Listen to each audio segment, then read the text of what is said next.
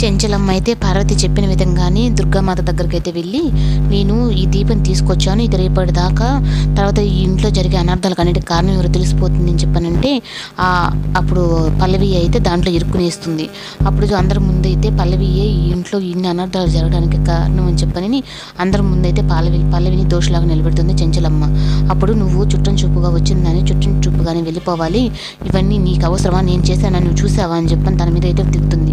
అప్పుడు చెంచలమ్మ అయితే ఊరుకోకుండా, నువ్వు ఎవరితో అంటే మాట్లాడినట్టు నాతో మాట్లాడినట్టు ఊరుకోను, నేను ఇప్పుడు సాక్షులతో సహా చెప్పాను కదా పార్వతి, నువ్వు అడిగినట్టుగానే ఇంట్లో ఇన్ని అనర్థాలకు కారణం ఈ అమ్మాయిను, నీ పెద్ద కోడలు మంచిది అవని, ఇలాంటి కోడలే ఇంటికి ఉండాలని చెప్పని అంటాడు. అప్పుడు కమల అయితే పల్లవిని, ఇన్ని గొడవలు చేసింది నువ్వా అని చెప్పని పల్లవిని అయితే ఇంట్లో నుంచి బయటకు అయితే గెంటేస్తాడు. అప్పుడు చెంచలమ్మ అయితే, నువ్వు నీ పెద్ద కోడల గురించి చాలా తక్కువగా ఆలోచించుకుంటున్నావు, తనకు ఎలాంటి సంబంధం లేదు, అందరి మంచి కోరుకునే అమ్మాయి అని చెప్పంటే అప్పుడు పల్లవి దగ్గరికి అయితే వెళ్ళి క్షమాపణ కోరుతుంది.